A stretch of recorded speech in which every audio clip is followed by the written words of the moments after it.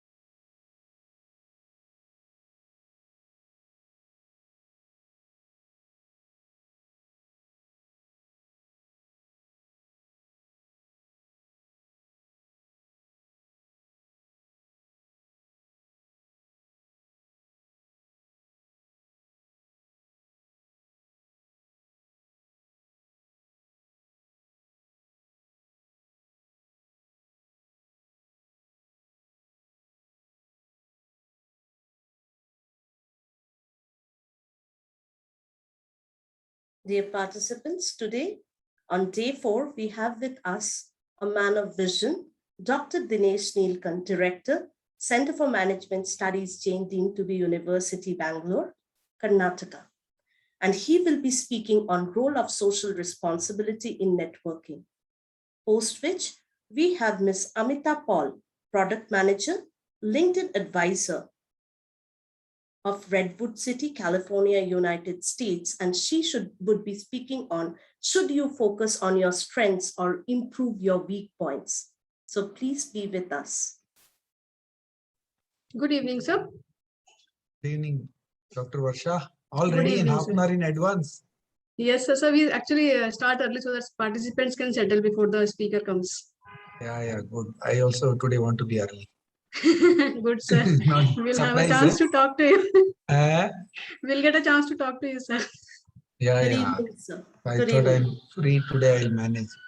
Yes, sir. Yes, sir. But good, my sir. father was not well, so I'm attending to him. So I'm at home. Oh, okay, sir. So I thought I'll attend. Yes. I heard Vaishaki talking first, then I saw yes, you. sir. Yes, sir. Today Dinesh and Amita Paul. She's in product manager on LinkedIn. She'll be talking today. She'll be? Yeah, she will be talking today. Good. And what is the 60,000-80,000 people?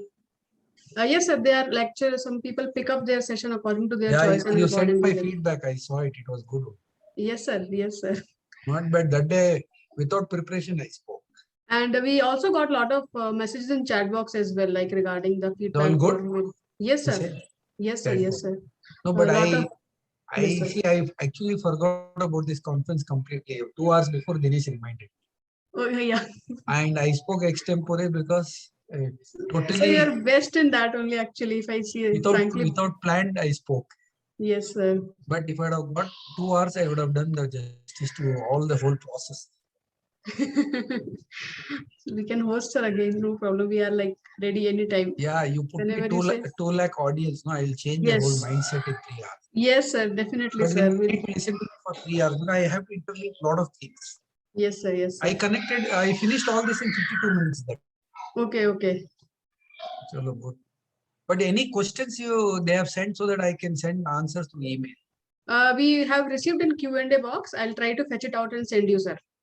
So that what I'll do, I'll reply it and give it to you. You can send it to them. Sure, sir. Questions we are getting every day, Lord, but because of lack of time, we can't take all the questions. I understand. Yeah, so we only take But all selected. sessions are going well because that yesterday that Gupta session also was very good.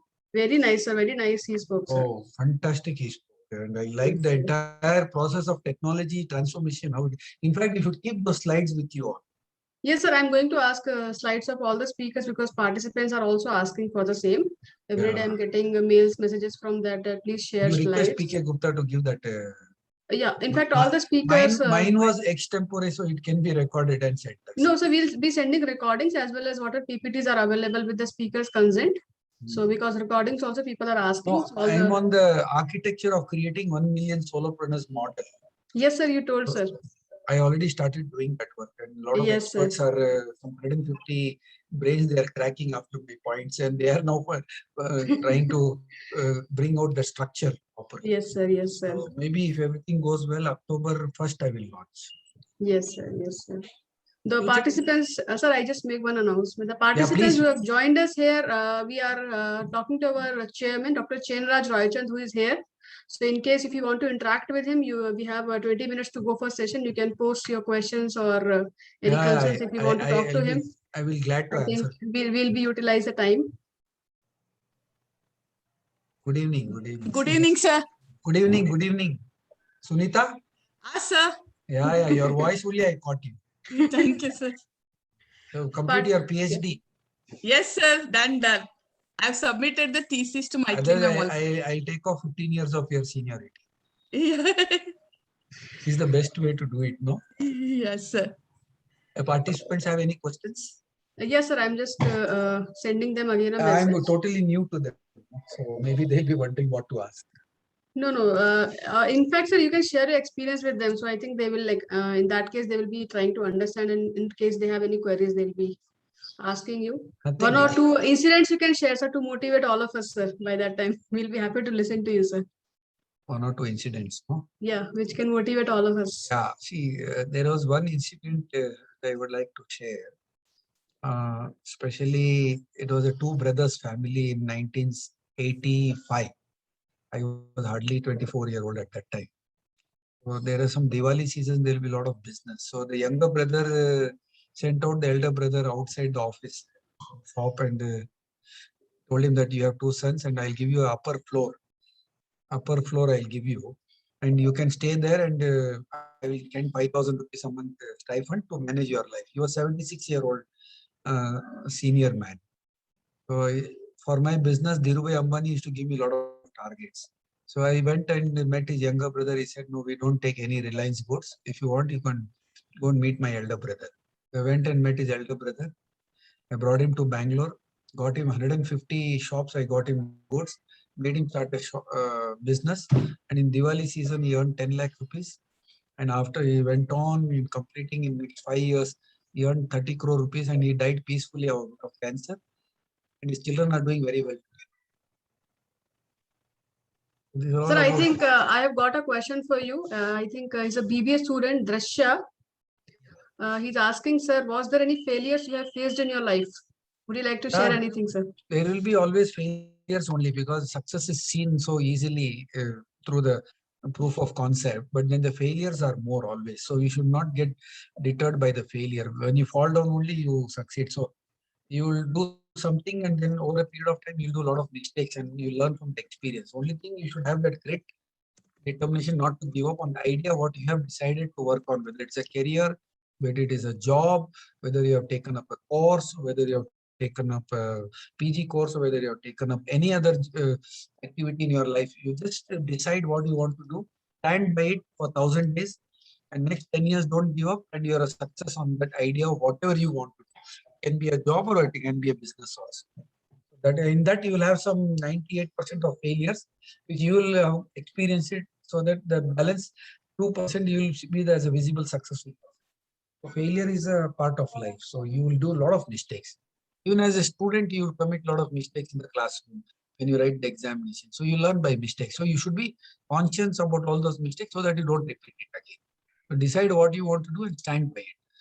you stand for something, you will achieve very well. If you don't stand for anything, then you will fall for everything. Whatever comes in your way, you get carried away.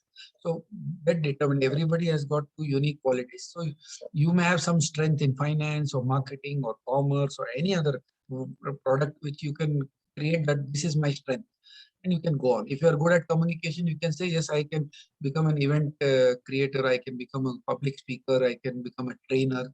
So you should decide that and then stand by it and start working towards it. 1,000 days, you'll get the answers. Sir, I would like to ask a question to you now. Yes, Varsha, ma'am.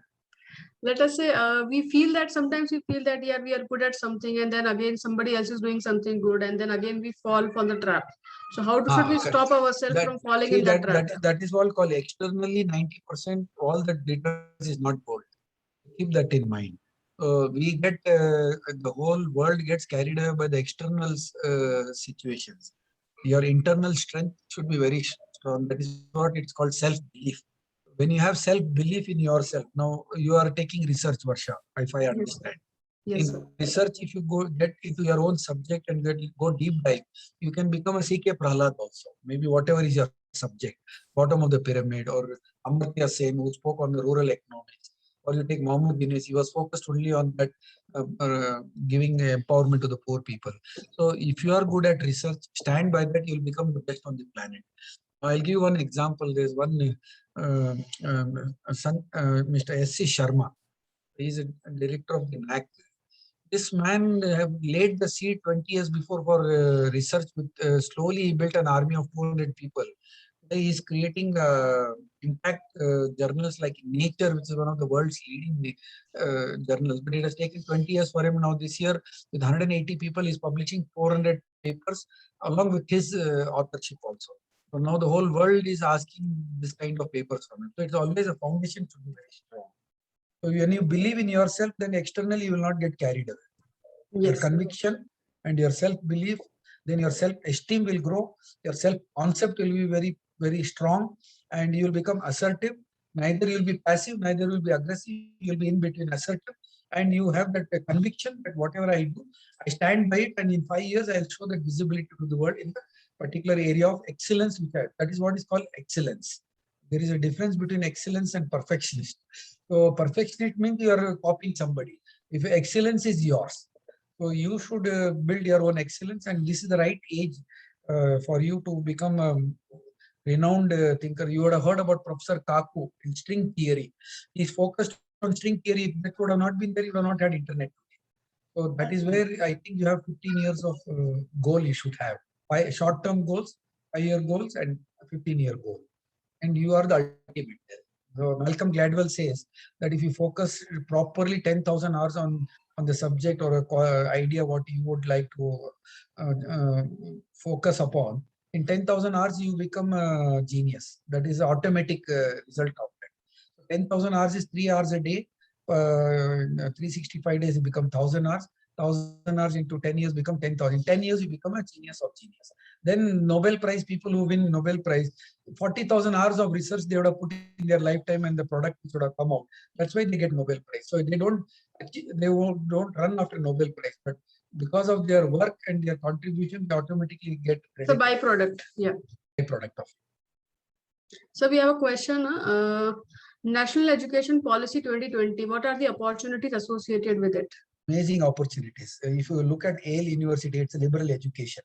You have an opportunity for academic bank credit. You have an opportunity to shift to other universities. You can do some credits here. You have an opportunity to complete your curriculum, a degree in 8-10 years. You have an opportunity to go for hybrid learning.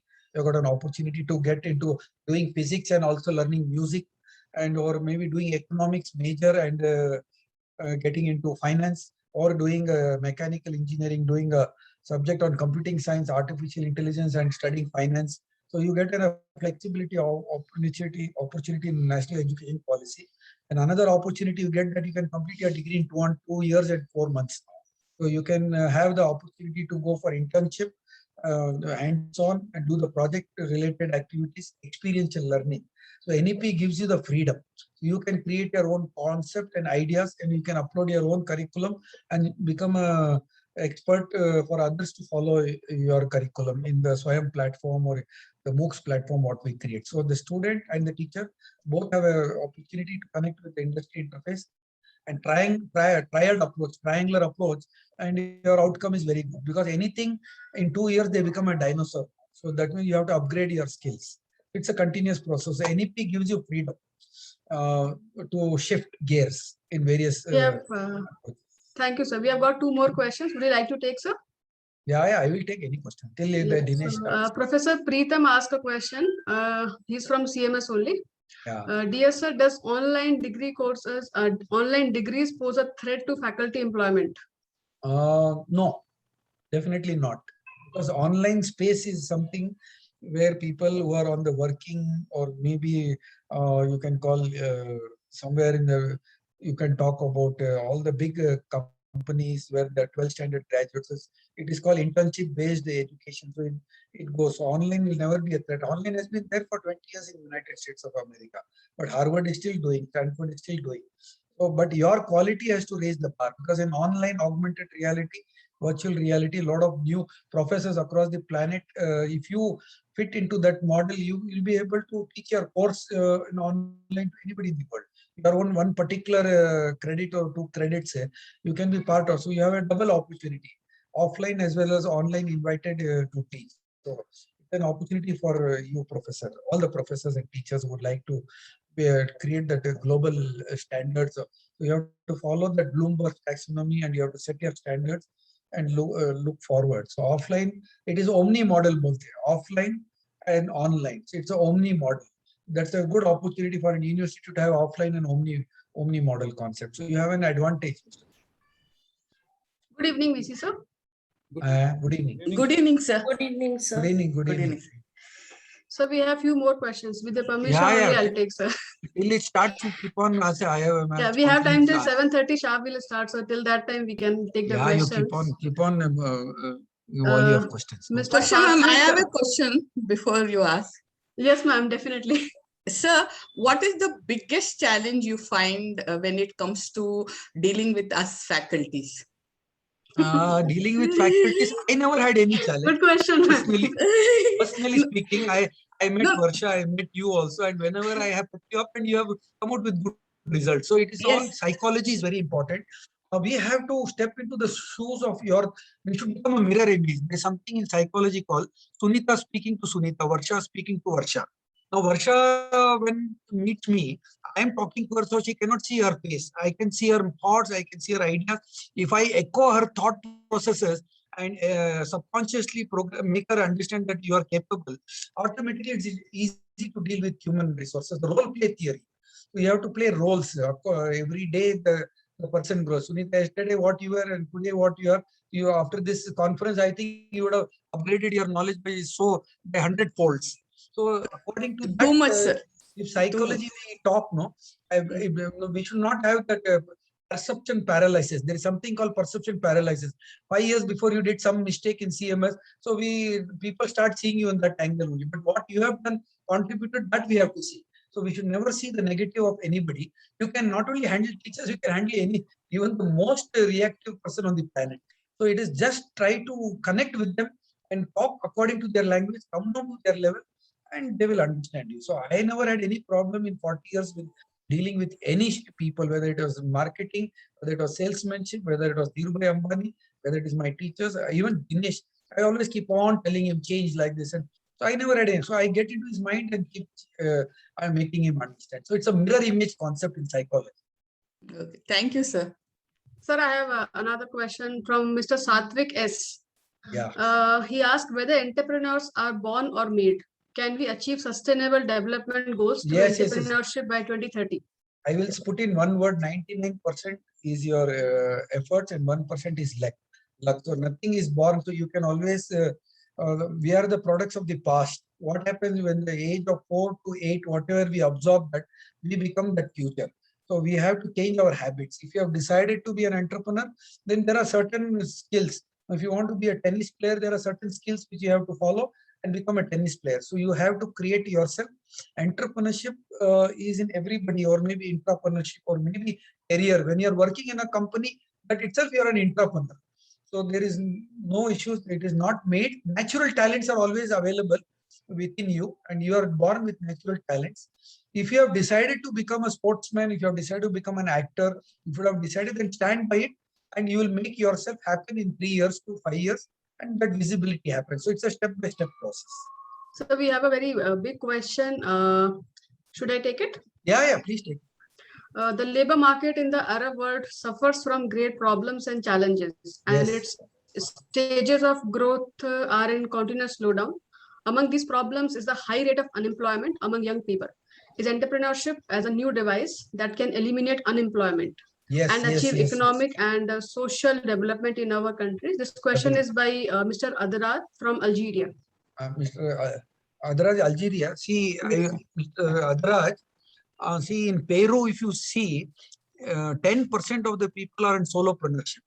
So now what you have to look into it, solopreneurship, where suppose in Arab countries, you say that there is a labor shortage. Or maybe across the world, this is the situation.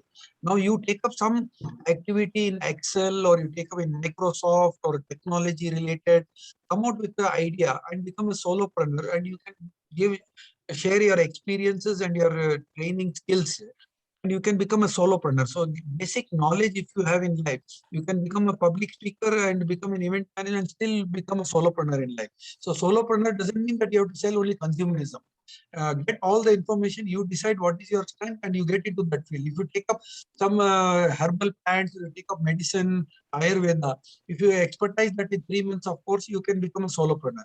Or if you can get into the nutrition model, and still you can become a solopreneur. You can also be a analytic expert and try to give it to all the business people the idea that this is the marketing approaches and this is the principles you have to adopt. You become a solopreneur. So self-employment opportunity in this technology world, it's very, very easy. You know, Excel sheet in Microsoft, if you start training that, you become a solopreneur. So unemployment answer is now the world is going to be on freelancing now, because by 2030, whatever jobs has been there for the last 60 years, that is all going to vanish. So the 80% and artificial intelligence will replace human beings.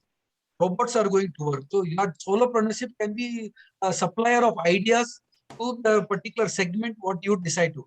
Even if you take up a fashion industry, you can go backwards and say, I'm going to manufacture small things, the thread, or maybe I'm going to supply the tailoring material, but also is solo. You have to just supply chain logistics, man. You have to acquire those products and start small. And in 3 years, you become a solopreneur. So the world is talking about solopreneur. And also keep one thing in mind. There is always 80%, 95% of the people are in unorganized sector. Only 5% of the people are in the organized sector in corporate.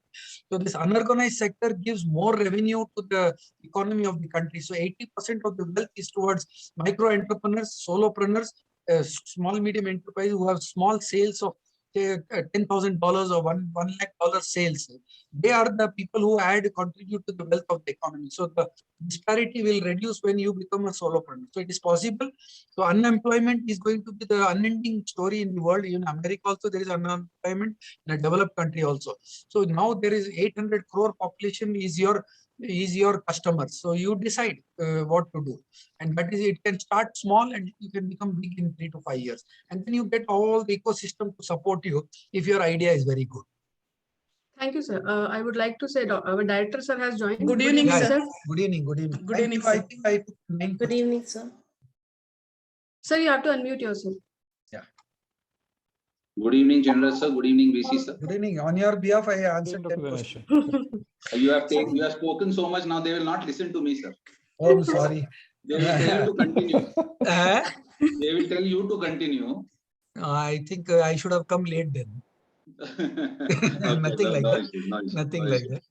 Yeah, I came off half an hour earlier, so madam took me to some questions. Yeah, I thought you were not. The audience here is already 319, and in the Facebook there'll be another 2,000, 3,000, 4,000. I think all would have been listening. Yeah, very nice. But they heard you now. That's it. They heard me. So this is the second talk of mine today. So some unanswered questions on first day I'm answering now today. Yes, sir. Yeah, I think we have one more question we can take. Because 7:30 sharp. One more question I'll take. You would like to take it from, we have one question from Dr. Jomon. I think that question matches to your mission and vision, sir. Should I take that question? Yeah, please take. He says, can you give some briefings about startup financing for student entrepreneurs? See, yesterday, Professor Mohammed Dini said that social business venture capital. There are bootstraps. So any good idea can be started with a bootstrap with family, friends, and friends. So you don't require much capital to make a startup. Your idea should be very great. You can go to Shark Tank. There are hundreds of platforms from the government across the world. In India, at least, there's a lot of examples. Government support is there, state support is there. You are from which country? I don't know. If you go to the website, I'm sure government has a lot of schemes. So startup ke liye, there is accelerator programs which is given free of cost from various platforms. Even in India, from Department of Science and Technology and many startup culture in India, you can join accelerator program. Within 3 months, they will give you the entire course and you may come up with an idea. Then you present an idea there are a lot of angel investors. So that you can find out through a lot of, if you Google it, you will get to know about it.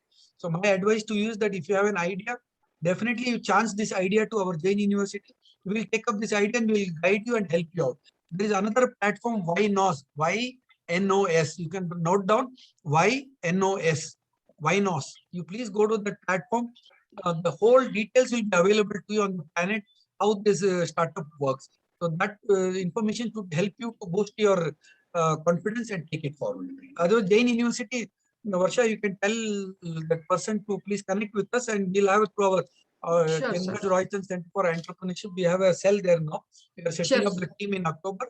You will also be part of the team. So let us invite those ideas from them and let us support, because I am supporting entrepreneurship in African countries also in a big way. Those who are taking online, how to do the manufacturing solo with at home and still be an international brand, connect to the international brand. So that all these things are possible. Sure. Baisakhi ma'am, you can take over now. Thank you, sir. Chenraj, sir. Yeah. A very good evening, dear participants, delegates, and speakers. Welcome to the day 4 of AVLOKAN, the International Research Summit on Redefining Social Responsibility with Ethical Leadership, organized by Vidyanidhi, Student Research and Development Cell, in association with Gyanidhi, Faculty Research Cell of Center for Management Studies, Jain Deemed to be University. We received your immense support and presence for the last 3 days and desire to continue this journey with the same spark for upcoming days as well.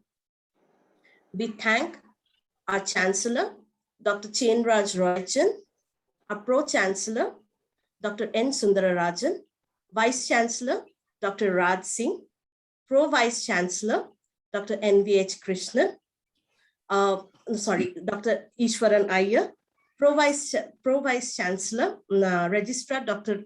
N.V.H. Krishnan. Sorry, I'm so sorry. Very sorry. Relax. Director Academic and Planning, Professor Sridhara Murthy. Director, Center for Management Studies, Jain Deemed to be University, Dr. Dinesh Neelkant, for encouraging us and making this event successful. Dear all, please fill the feedback form for all the sessions to receive the certificates, and please post your queries in the Q&A box. Thank you once again, all of you, for joining in and making this summit worthwhile. And on this note, I would like to invite Professor Vaishnavi to introduce our first speaker of the session. Over to Professor Vaishnavi. Thank you, Professor Baishakhi. With immense respect and gratitude, I am honored to take this privilege to welcome our esteemed speaker of the session, Dr. Dinesh Neelkant. Dr. Dinesh Neelkant presently is the Dean of Management Studies, Jain Deemed to be University, and Director of Center for Management Studies, CMS Business School and School of Commerce. He holds a postgraduate degree in commerce from Bombay University, Masters in Business Administration, a postgraduate diploma in International Trade, a professional certificate in marketing from Chartered Institute of Marketing, UK, CIM, and completed doctoral studies in profiling the Indian teenage customer. He has revolutionized the concept of management education and has initiated several specialized and advanced study programs at the Jain Group of institutions, namely Chartered financial planning, Chartered Institute of Marketing, and Chartered Accountancy courses. He has presented papers on challenge in business education and conducted several workshops, talks, and national and international seminars and conferences. Ideation, strategy, motivation, business excellence, and inspiring mentorship are the hallmark of his leadership. A man with deep and enduring commitments, Dr. Dinesh Nilekant exemplifies the true spirit of both intellectual and business leadership. The spirit is what has embodied in the institution under his leadership, as he believes in the motto, performance is reality. And it's an absolute pleasure and privilege to welcome you, sir, as our esteemed speaker. Over to you, sir. Thank you, Vaishnavi. Am I audible? Yes, sir. Yes, sir. Yes, Yes, sir. So, respected Chancellor, Dr. Jainraj Roychan, Honorable VC, Dr. Raj Singh, Principal Officers, Directors, Deans, HODs, Convener, Dr. Varsha Agarwal, participants, students. Okay. Welcome all of you for the 4th day of AVLOKAN.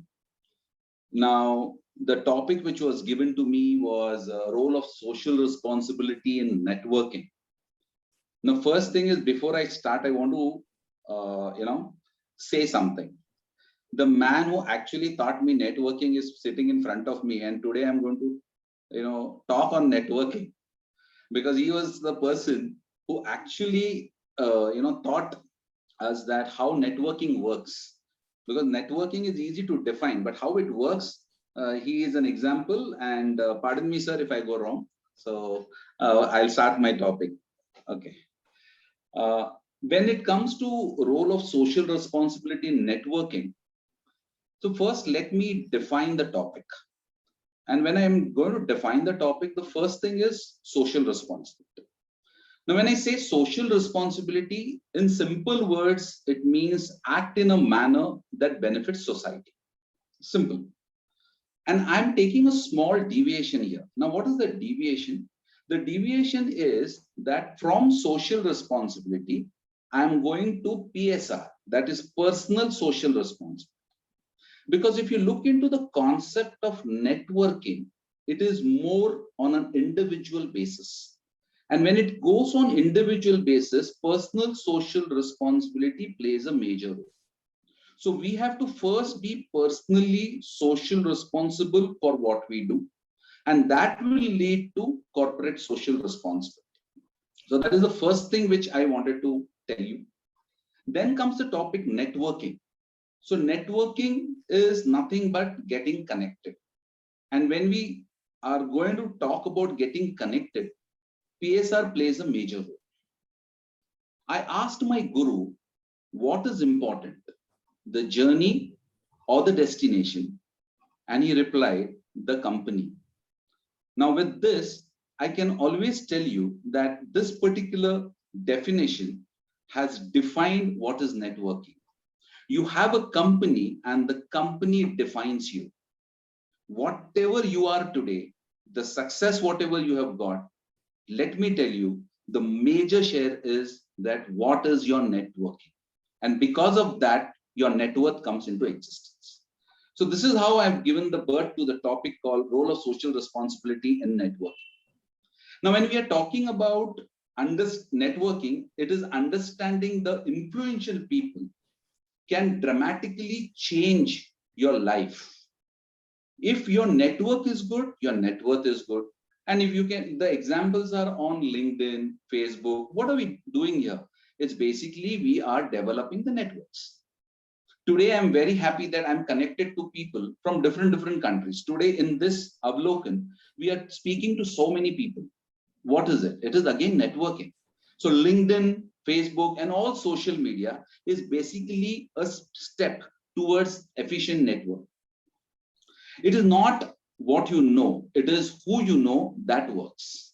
So skills and network. So skills plus network is success. Only networking is not going to help you. Your skills and network is going to give you success. Success in networking is not finding the right person, but in becoming the right person. I repeat, success in networking is not in finding the right person, but in becoming the right person. True value of networking lies in helping others. Now I'm giving the social angle here. You will soon discover that great things are happening around you because you started helping people. And that is how you find that, when you start helping people, automatically things start working for you. And that is what social responsibility comes into picture. Your personal social responsibility comes into the picture. Networking is not about shaking hands and swapping cards. It is about exchange of ideas, creating an impression that lasts long after the introduction. Whenever you are going and attending some functions, events, and something like that, if you're not going to make the impression, I think so you have miserably failed. You have to make an impact. The first impression is the last impression, and the last impression is the lasting impression. So you have to see that whenever you want to communicate, first of all, communicate in a very short span of time and be very effective. So when you are becoming effective at that point of time, that person should think, "Ye kuch bol ke gaya." And that is where you find that you have already won the first step towards getting closer to that person. Most of us in networking are getting into taker mentality. We always have this concept that what I can take from him. I've seen people coming to even sir. So they have this taker mentality. Whenever they talk to him, they want to do something like, I want to take something from him. But actually it should be the giver approach. The giver approach will work for you. Because here, the person who is listening to you, and if he's listening to you to understand, then the concept is that he will say that, okay, I have to get something from him. So this sounds interesting. So if you are going to make an impact in the short span of time, then you have already started the concept of networking with this guy. Okay. Making you, basically, I'm trying to say that you have to make your business stick in his mind. It should not go out of his mind. He should always think about it. Ki kuch bola. That is what is your first step towards networking. Talk to someone about themselves and they will listen for us. Now, this is what we have always seen. So you talk to people and say that, I have seen you, and I know. Then the moment you say that, those people start listening to you, and then you are getting into the second step of it and say that I'm getting closer. For effective building a network, most important thing you need to learn is how to provide value to your clients and contacts. So what is the value you are giving to that particular person? You have to figure out what you have to offer. Trust me that whenever you are into that networking mode, understand that what is that I can give that person and what is that I can take from him later. If this equation is being set, I think so that you are in the right direction of networking. Go with the purpose, go with the goal, understand that yes, this is my objective, this is what I want to achieve today, and then you approach the person. It makes a lot of difference. Don't all of a sudden go and attack. It doesn't work. Unless and until you do your homework and then go to the prospective person, then only it works. Otherwise it doesn't work. It is just a talk and that person will not even bother. That card of yours will be just put here and there, so it doesn't work. When the person listens to you and then he says that this card is important, it will be of some use, then you have made that connect. So this is the connect what you have to make. Keep checking in your contacts regularly and not just when you need a favor. You have to be in touch with people on a regular basis. That will make a difference. We have all plans for improving our fitness, our habits, but when it comes to relationships, we tend to wing it up. And we only get in touch with people when we really have something to do with them. So that is not the right way. If at all, if you're a man of network, if you're a woman of network, you have to understand that you have to keep these contacts alive. You'll never know that somebody will definitely come for help. You have network of people, trust me, that these people are going to help you. So we should always have a good contacts of people, and that is your network. That is what he's saying every now and then.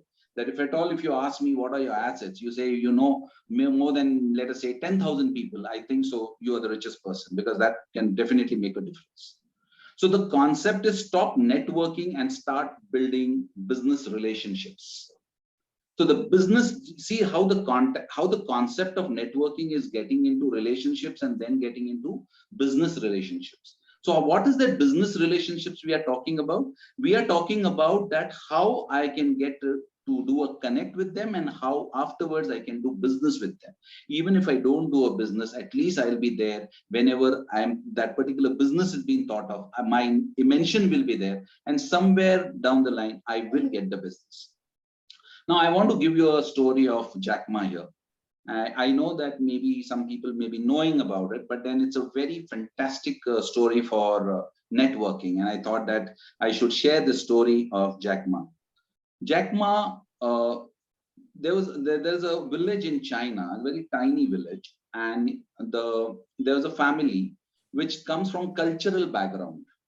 The mother and father used to do cultural programs, and they used to get their bread and butter. They had a small kid, and his name was Mayu.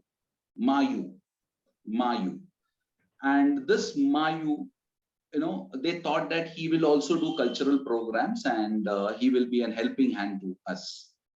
But surprisingly, Mayu was a different kid and was always used to do something or the other different. Trust me, he didn't like to go to school also. So what did Mayu did? Mayu was just wandering around here and there, and suddenly he saw two foreigners walking towards the airport. What did Mayu did? He started walking behind them. He was listening to them. They were speaking in a language. He was so curious that I want to learn this language. They were talking in English. In China, English is very rare. And he was surprised to know that this is a language which I want to learn. So he was just following them. Now, this became a hobby for this gentleman to just follow these foreigners and listen to that language. Now, that was his hobby. And later on, he realized that there was a restaurant next to the airport. And he said that, why don't I go and work here so that these all foreigners will come to eat and I will listen to their language. He went to the restaurant owner and said, I want to work. So he said, I only have work of washing plates. Are you ready? He said, fine, I'm okay with it. And he started doing that. And he started listening to these people. And in this entire process, the grasping power of Mayu was amazing. He started learning that language. And slowly, he became guide. And then what he did was he used to take these foreigners around and used to speak broken English. Again, his English started improving. And one good thing about this boy was that he had a connect of each and every individual he spoke to. He had each and every person's details he spoke to. Now that was his way of working. So he had a diary which he used to maintain and write each and every person's details there. So he was creating a connect.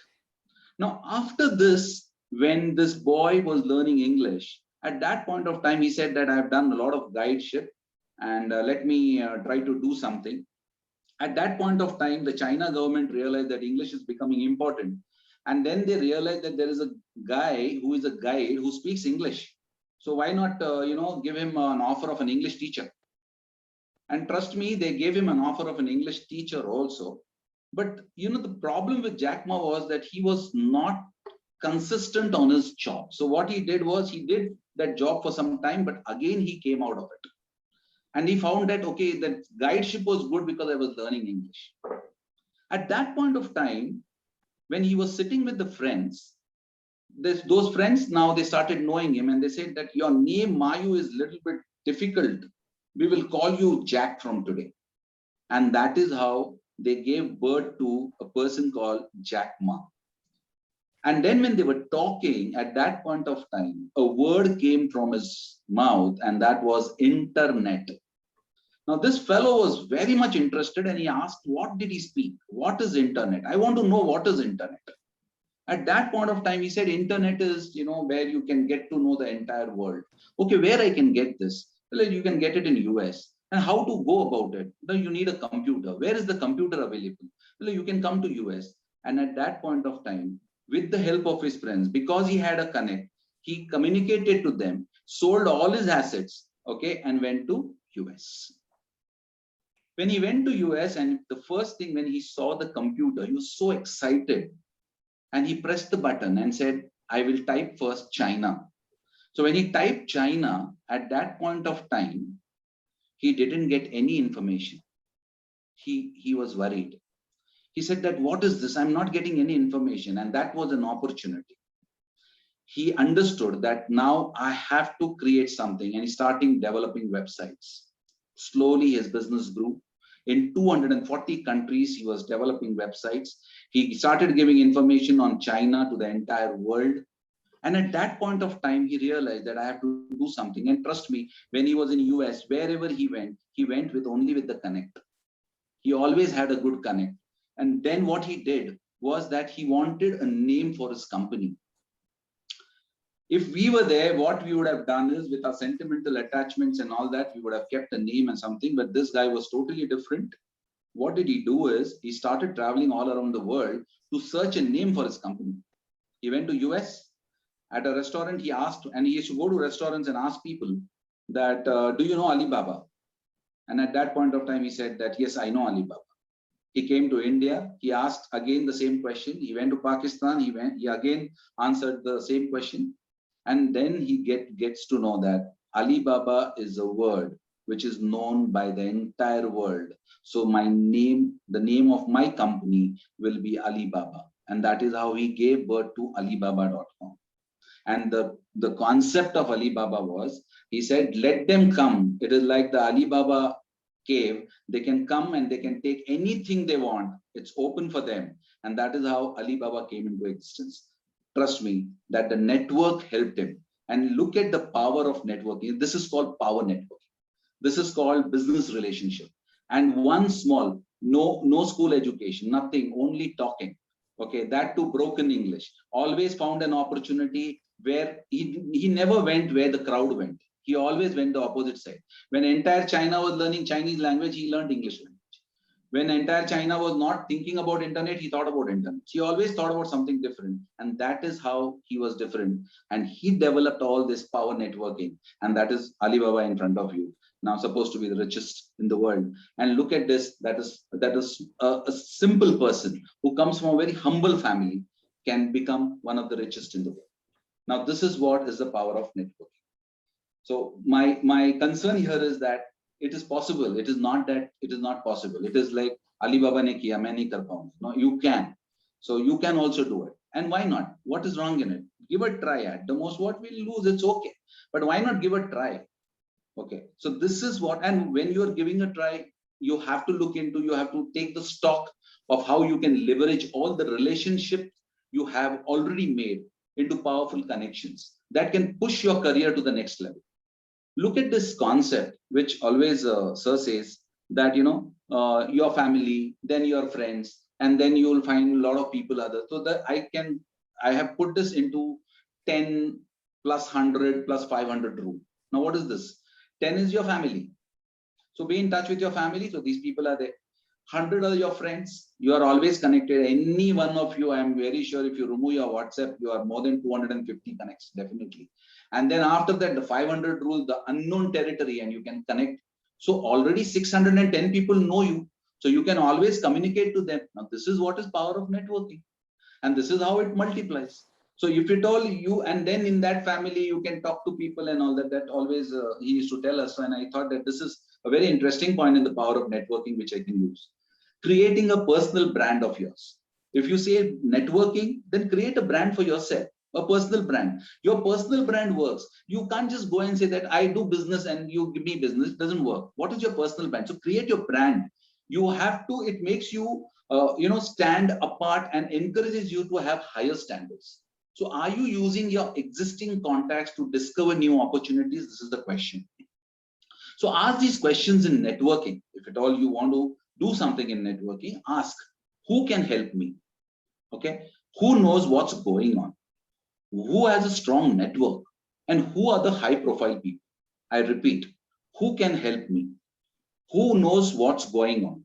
Who has a strong network? And who are the high profile people who can help me? If you go through these questions, you will find that there is a lot of knowledge which can come in when you are doing your networking. So you have to look into this aspect. Networking is a skill you can develop with practice. All of a sudden at the first attempt thinking that I'll be successful, forget about it. It is not going to happen. You have to develop with practice. You have to watch people. A lot of observations have to happen. See how these people are getting connected. Now that makes, that, okay, I have to do this. Okay, then understand the character of the person to whom you're talking. When you understand the character of the person, according to that, the pitch comes in. I'm going to come to the pitch, how you can pitch. Okay, types of networking, operational, personal, strategic, you can define. Then when you are going for your networking sessions, understand that at what level you want to function and accordingly pitch. Now I'm creating a pitch. Now the pitch is where I want to connect with people. So first understand to whom I'm connecting. How is the character of the person? How is the, how is the mindset of that person? Okay, at what level is that person? Understand all this and then go for a connect. Directly don't go for a connect, it will not work.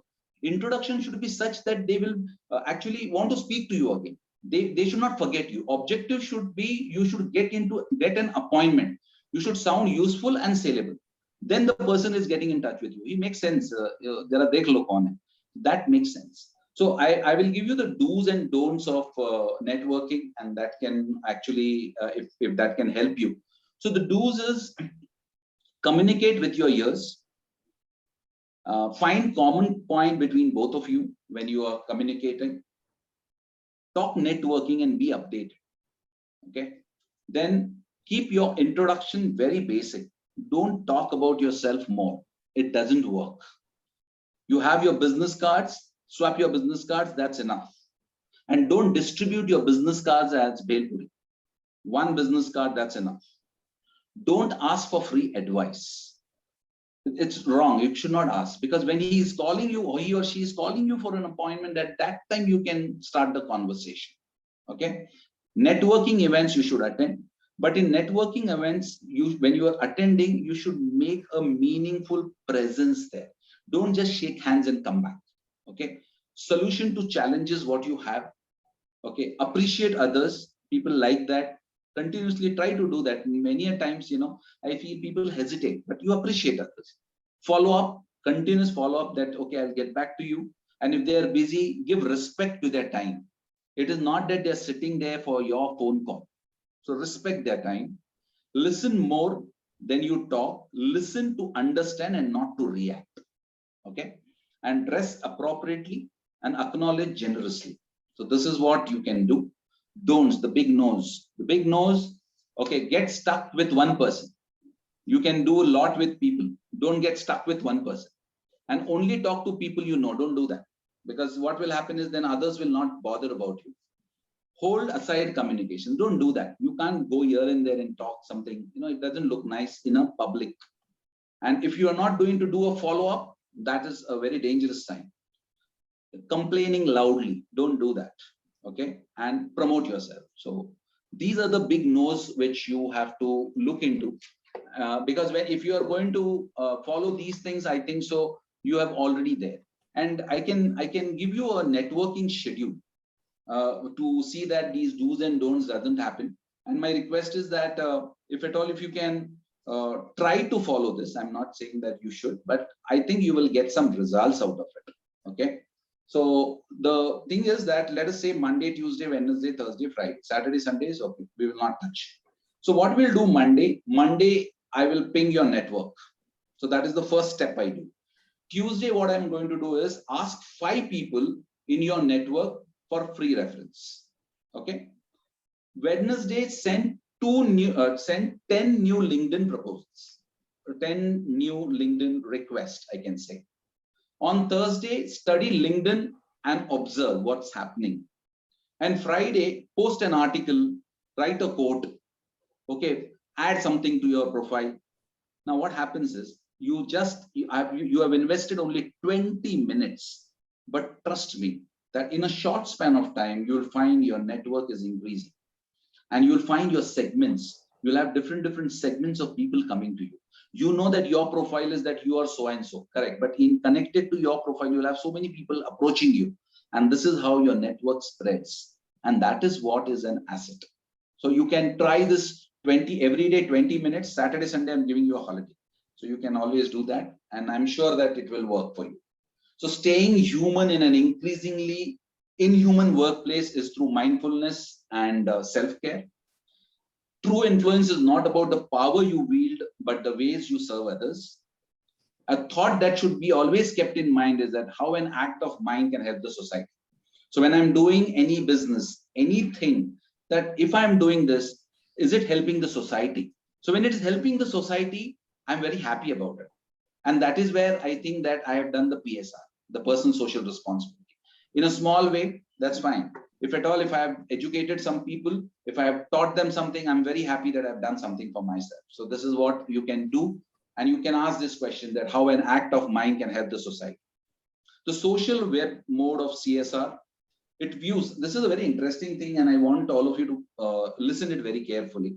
And this has been taken from one book. So I thought that, I should share this with you.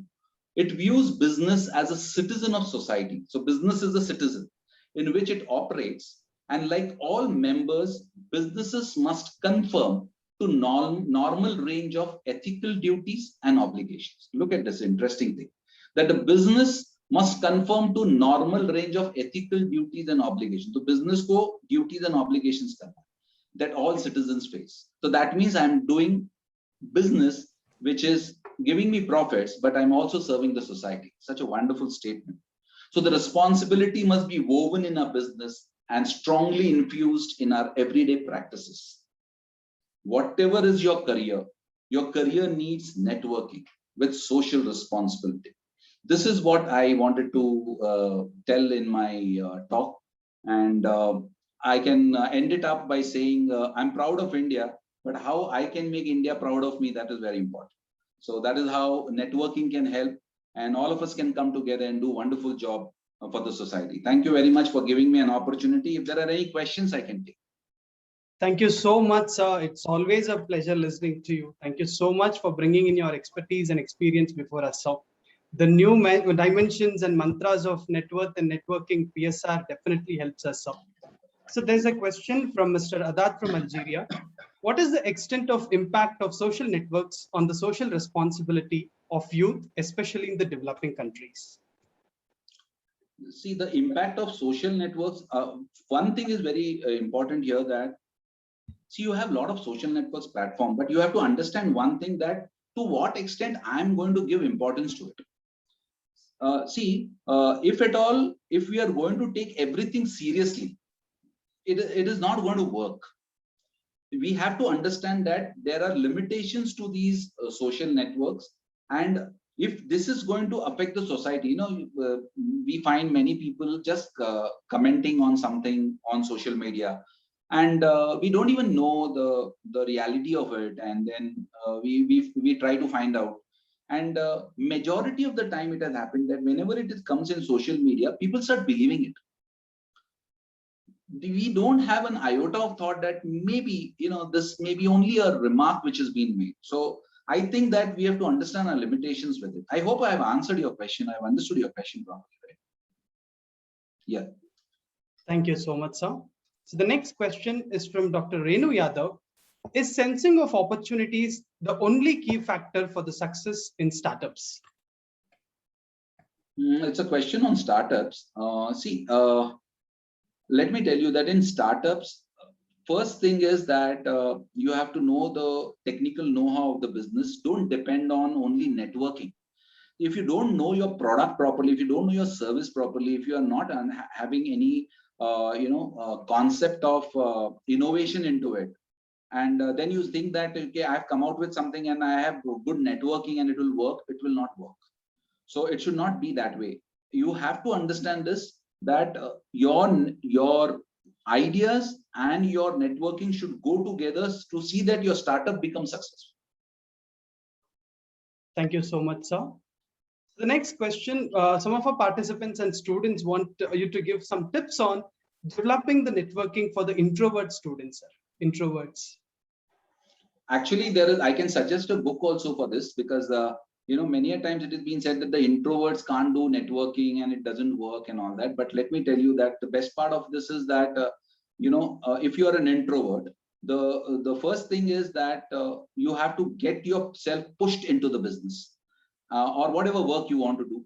And at that point of time, it is not necessary that every time you speak blah, blah, blah, and then only people listen to you. If you can make sense, I think so. And let me tell you that successful people are those who make their point quickly and to the point. So that I think so introverts can do it, because introverts are not you can't say that they are not intelligent. They are actually, introverts are super intelligent. Okay, so let me tell you that they make a lot of good points whenever I have seen students who are introverts. So they'll make one point, but they'll definitely make a good point. So nothing like that. Introvert can also do networking. Only thing is he has to push himself. Thank you so much, sir. So the next question is from Dr. Peryaswamy. How do we use social media networking for the betterment of society? Your inputs on that. For the betterment of the society, whatever you are doing, sir, whatever activity you are doing, whatever profession you are into, okay, where I have already told us that whatever I do, I have to do something for the society in that. If every individual is going to think like this, that personal social responsibility comes into the picture, and that is, you are doing bit for the nation. That is what you can do. So Pratik Kulkarni asks you, beyond posting content, how can one maintain a social media presence? So what Pratik is saying is that I don't want to get into online and still I want to maintain.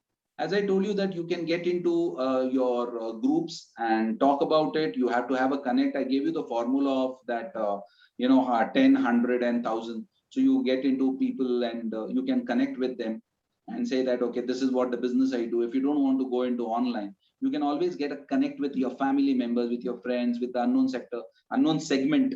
And I think so that way you can multiply. But later on, you will find that technology will be needed, Pratik. It cannot be that I don't need technology. That will not work. You have to get into the hybrid mode and you have to use technology. So can in a we later stage, yes. Yeah. Can we take a few more questions, sir, with your permission? It's up to you, your time. I'm okay with it. Sir, Mr. Adlalif says, sir, you said skills plus networking means success. What do you mean here by skills? Any specific skills? Come to the last part, Mithun. Success plus networking equals success. Skills plus, I'm so sorry, sir. Skills plus networking equals success. Success, yeah. So what is success here? Any specific skills here, sir?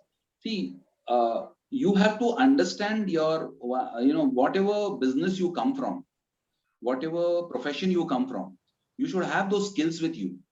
And then with those skills, that is what I'm trying to tell you, that with those skills and then your connect is going to give you either a business, either a profession, whatever work you are looking for. It's not about defining success. If you have to define success, there are a lot of other things. It's not only this definition. But as this is the topic of networking, we are talking about that with networking, you should have skills also. It cannot be only networking. I'm having very good connect, but I don't know what I'm to offer. It doesn't work that. So next question definitely helps so many young teachers like me, sir. So what best a teacher can do for personal social responsibility, PSR?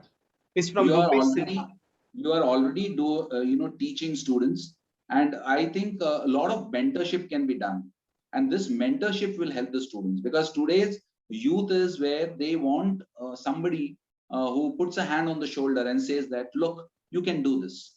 And that one motivation, that one appreciation, I told you that you have to appreciate people. Now that makes a lot of sense. What does Chandra sir do? He appreciates people. He has only pushed people. Ho sakta hai, karo. That is how it is. And then we feel that, we have been, ho sakta hai. That's all. And that is how it works. And I'm sorry to give an example of sir, but then this is how it works actually. So I think if the teachers are teaching, you are already building a nation. Okay, and one mentorship, and if you can mentor 5 students, I think so your PSR has been done. So next question is from Maitri Oza from Jain Bhimtv University. How actually to find a right network and stay connected through social media, especially during the testing times like the pandemic? During pandemic, Maitri, the best thing is with this only, actually, because during pandemic, if at all, if anything has come to our help is technology. And I think with that only we can be connected. So there is no any other alternative for that. I hope I have answered your question, Maitri. Yes, sir. Thank you so much, sir. Thank you so much for enriching our prospects. Thanks for giving me an opportunity. Thank you very much. Thank you. Thank you so much, sir. This address has definitely helped us, sir. Over to Dr. Varsha, ma'am. Sir, we have a question from Sunita ma'am, but before that, I just wanted to mention one thing. The point you mentioned regarding introverts and the connect with networking. I just wanted to say that a lot of people who are actually introverts and they feel hesitant regarding networking. They feel like that it is not for me. But I think your talk has definitely motivated them. And I think now they can go ahead with it. Over to Sunita ma'am. You can ask your question, ma'am. Good evening, Let's sir. do that last because you have a speaker, right? Yes, sir. We have, sir. 8:15. We'll start the Okay, next session. fine. So go ahead, go ahead. No, you manage your time. I'm ready. Sure, sir. Good evening, sir. Sir, Good evening. as always, it was a nice talk on networking. Sir, I have one question. Does gender play an impediment for networking, especially for women from economically backward sections? See, there I think, it gets into two categories now. So when we are looking into, let us say, the have-not and all those people, they will not get this concept of networking. But let me tell you something very interesting. See, they have their own ways of networking. We as intelligent people, we know various methods, the way we do networking and all that. But then when you go to the villages and all that, their networking style is totally different. Trust me, I'll give you an example. In a village where you have you are performing some mela or something, it becomes viral. How does it become viral? I'm really shocked. And you'll have some 25 villages around coming and participating in that mela. How does it happen? Nobody goes and tells them, but it is a great point communication which happens. So they have their different ways of networking. But if you ask me that how they can get into it, it's a challenge. And I don't think so now. Even in rural area, technology is a big myth or something. I think so they have also adopted, and I hope that they will also get into this. I hope you answered. Yeah. Yes, sir. Yes, sir. Mithun, sir, you can take over now. Thank you so much, ma'am. Thank you so much, sir, for enriching our prospects of business management and leadership. This address certainly benefited us with your breadth of knowledge and depth of experience. Giving us your time really helps in making this summit fruitful to our participants, sir. Thank you once again. We acknowledge the presence and sincerely thank all the panelists and participants. On this note, I would like to hand over the session to Professor Baisakhi Devnath. Over to you, ma'am. Thank you, Mithun, sir. Thank you, sir, one more time. It's been a delight to experience, to listen to such a wonderful session. And thank you for putting before us the different paradigms and dimensions of networking to be relevant in this era. Dear participants, please fill the feedback form for all the sessions to receive certificates. And please post your question and answer in QA box to be taken up by the moderator. With this regard, before I hand it over to Mr. Preetham, I would like to thank one more time our principal officers, our Chancellor, Dr. Chainraj Roychan, Pro-Chancellor, Dr. N. Sundararajan, Vice-Chancellor, Dr. Raj Singh, Pro-Vice-Chancellor, Dr. Ishwaran Iyer, Registrar, Dr. NVH Krishnan, Director, Academic and Planning, Professor Sridhara Murthy, and our very own Director, Dr. Dinesh Neelkant. Let's move into the next session. And here I invite Professor Preetham to introduce our next speaker of the evening. Thank you. Thank you, ma'am. Now it's time to introduce our next speaker of the session, Ms. Amita Paul. Ms. Paul is a digital media executive with a strong focus on consumer engagement, monetization, and revenue growth with over 18 years of experience launching and scaling products in digital media and regulated industries. She is passionate about technology, creating products that delight users and gainfully impact business. She is a successful entrepreneur, a thought leader, and speaker who authored Social CRM for Dummies. She is always available to mentor aspiring individuals and works across several volunteer organizations focused on education, women empowerment, and economic balance. She cares deeply to uplift the basic education, health, and well-being of the underprivileged population. She is also an avid book reader. Her specialties comprise product and project management strategies, cross-functional leadership, data analysis, monetization, business development strategies and planning, revenue operations, social media marketing, startups, and technology. We extend a warm welcome to you, ma'am. Over to you. Thank you so much. Can you all hear me? Just a quick thumbs up. Yes, ma'am. Yes, ma'am. Yes, ma'am. Good evening, ma'am.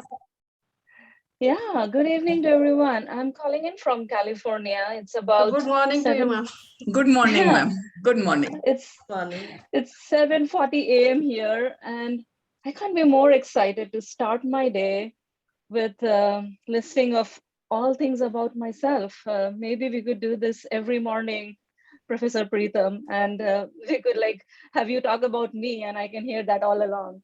So it was really, really nice. But I'm even more excited to start my day sharing sharing about a topic that's so foundational, so fundamental to us and to our growth with the students. And I hope it's both meaningful and it gives you an opportunity to think even after the session gets over.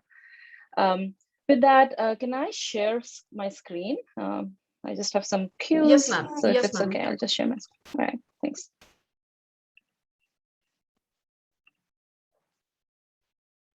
Can you all see my screen? Yeah. Yes, ma'am. So the topic for today is very fundamental, foundational, developing on strengths, or should we fix our weaknesses? Like, to be really honest to ourselves, how many of us really think about the differences of like which one, like should we be looking about like, you know, which way to go? We just try and accrue our skill sets and develop and grow. Have we really thought at that fundamental level that which direction are we going? Where are we going? So that's pretty much the essence of today's topic. And you know, throughout our careers, throughout my life, throughout observing other people's life, we have seen that we've seen transformations. We have seen stories of transformations. We have seen human being, you know, we evolve when we present the best of ourselves, when we bring out the best of ourselves, right? So I start with the bias already. I know the question is, should we focus on our strength or should we improve our weakness? But I start with my hypothesis, my bias, my learning from all my experiences, that the best evolution would happen if we build on top of what we already have. With that said, let me introduce you to Abhay. He's 8-year-old. He's an avid reader. He reads voraciously. If a PhD could be given, probably he would be PhD in Harry Potter and multiple of such subjects. And he can comprehend. It's just not reading. He can comprehend subject matters which are above his age. He can compare them when he sees them in different contexts, and he articulates them with passion. But then when it comes to writing, he falters, he struggles. I cannot get him to write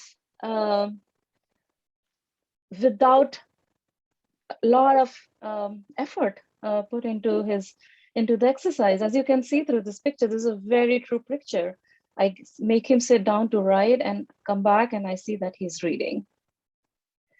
How many of us think, just looking at this example, how many of us think that reading is his strength? How many of us would think that writing is his weakness? And how many of you think that we cannot deterministically say what are his strengths, what are his weaknesses yet? And it depends. It depends maybe on the context and the situation. And with that knowledge, what should we do? Should we focus on his strengths, maybe invest him to read more and like invest in technologies like text to speech? Should I focus on improving his writing skills? Have him stop reading? Like the moment I see him read, I say like, no, do not read. Why don't you write?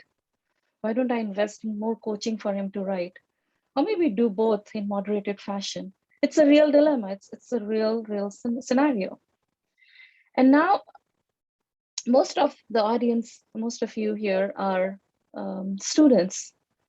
So let me ask you from our own learning experiences, how many of you had a favorite subject growing up that you really wanted to go deep, explore, research more for as long as you could? You probably had that curiosity until the day you came back home with your report card. And you saw that you had an A+ in the subject that you're most interested in, and C- in something that you really hated, didn't pay attention to. And you remember the neighbor, Sharmaji's daughter? And if she happened to get an A+ in the subject in which you got a C-, you better gear up. That was the end of your curiosity. You started pursuing all your subjects just enough and equally well so you get good grades. With that, probably the world lost a great scientist, a musician, an artist, who knows? And let me remind you, you probably had your first heartbreak there when you lost interest in that favorite subject. Well, first of all, does it resonate with you all? And if yes, feel free to write it in the chat. But I'm not here to change our education system. It's extremely complex. I have no credentials to even comment there. I'm just talking as parent and someone who's gone through this process. And there are a multitude of reasons why the system is such. But this is still just the beginning. How we learn, how we completed our elementary, our high school, and our college is just the beginning. Most of you are about to embark on your, what we call as karmbhumi, your professional lives. And I wish I had a playbook of sorts when I started my professional life. Not just to survive, but to excel. And not just to excel, but do it with full curiosity, joy, and passion. So I'm here to intrigue you to take that pause and think ever so often, should I focus on my strength or should I improve on my weaknesses? At the end of the day, wouldn't it be nice if we were able to maximize the outcome of our efforts? Instead of being well-rounded in every single thing, wouldn't it be nice if we became sharp in a few? Conventional wisdom, right? Like traditionally, it says that our weaknesses represent our greatest opportunities for development. A study conducted in 2016 shared that weakness is more malleable. People perceive weakness as something that they can change easily. The whole idea that my weaknesses will go away if I invest in it, if I put an effort, but my strengths are there to stay. So good, I know this is my strength, let it be. But let me focus and work on my weakness so I can invest and I can improve. And this is a study that was conducted by Gallup several years back, though. And the prompt was, what will you focus on if you whether you will be improved on your and which one will you move the most?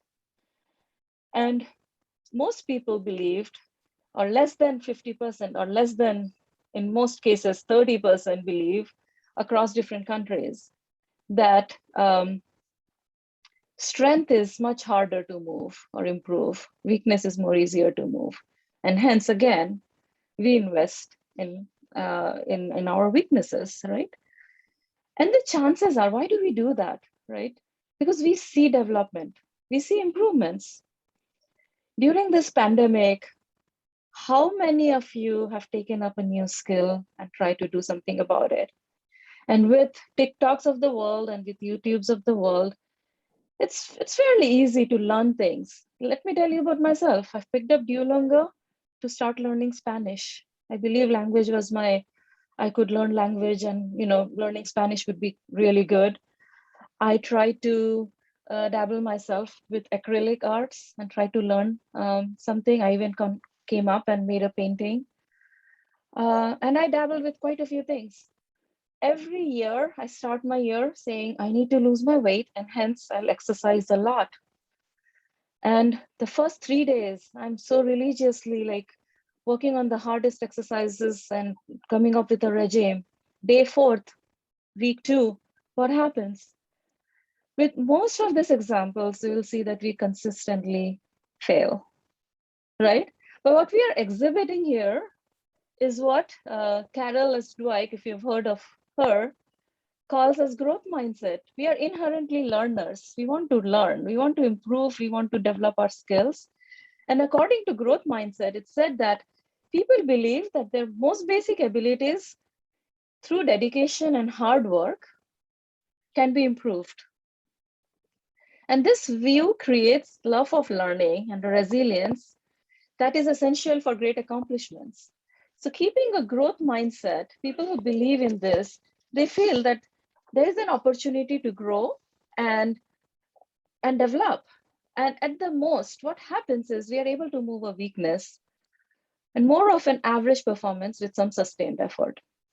So I'm not denying that by focusing on your weaknesses, by coming up with resolutions, setting up some goals, trying to develop new skills, you'll make some improvements.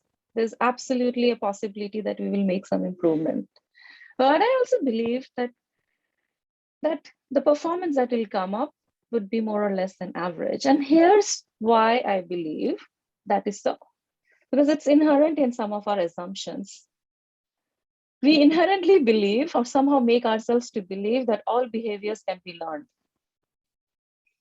We believe that if we try hard enough, you'll do it. You know, like growing up, my father used to say, like, I forget the exact phrase right now, I'm completely blanking out, but it's something about the rock and the rope. Like if you like press the rope hard enough, you'll create an impression on the rock. Even a rock can be moved. So we have grown up, we've seen them work hard, and we've seen them that if you try hard, you'll do it. If you want it badly enough, you'll do it. Trust me, I do want badly enough to lose some weight. And no, it's not. That mindset of what I want badly enough has not helped me. And I'll tell you what is helping me. If you dream it, you can achieve it.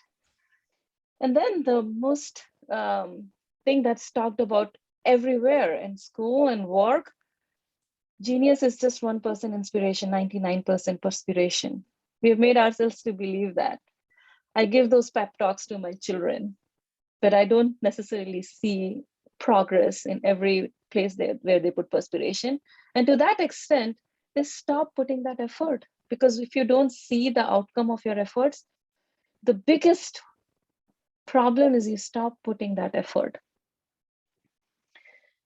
So with that, there's another thing, and that's our belief, right? Our belief is that the good is opposite of bad, right? How many of us, like within all the examples I've given, especially on the weight loss and diseases, the problems that we have, we focus so much that we want to fix the bad. We start with the premise that we should, like, if you're a doctor, if you're in medical science, if you want to get rid of your ailment, we focus so much on our diseases. If you have blood pressure, if you have diabetes, we just focus again and again, instilling the fear of that medicine, instilling the fear of why it's so bad. Instead of talking of the fear, what if we talked about the benefits? What if we talked about what would happen if we had changed our beliefs and our outlooks into something which is more positive, right? If you're a psychologist, we invest more in sadness instead of trying to find joy. If you're a relationship therapist, we focus on the reasons of divorce instead of learning how happy marriages can be made. Each of us is encouraged to identify, analyze, and correct our weaknesses in order to become stronger. However, there's another way to apply the learning on growth mindset.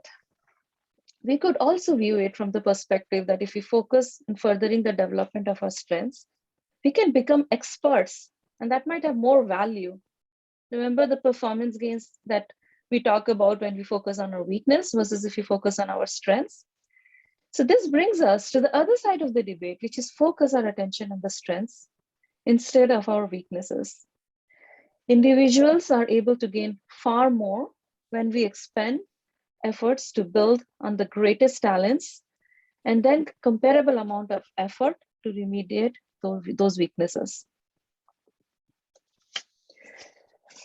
So this brings up on strengths. So before we go into understanding how we do that, let's focus what is actually the ingredients. What are the ingredients of strengths? Building strength includes three main things. Talent. Talent is usually not teachable. It is a potential for strength. Let's think of it as a diamond in the rough that needs refinement, something that is raw, that needs nurturing. But once you have identified the talent, and if you refine it with your skills, the how to is the teachable component.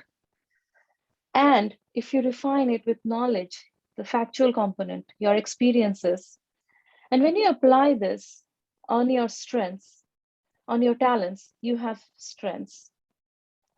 But how do you identify talent? How do you know?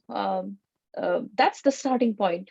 And that pretty much is the crux of your self-improvement, if you have identified the talents. So whenever you are in that kind of a mode, whenever we are thinking like, okay, where are we stuck now?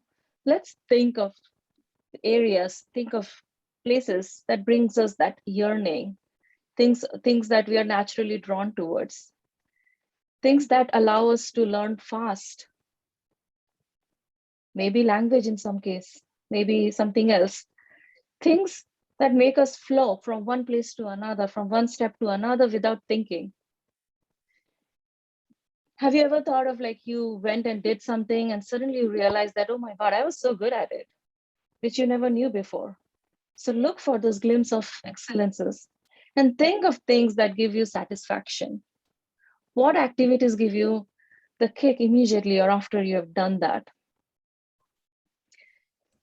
As you get into your workplaces, you'll get drawn to so many different projects and you'll be more biased towards looking at areas that you need to grow. You'll compare yourself with others.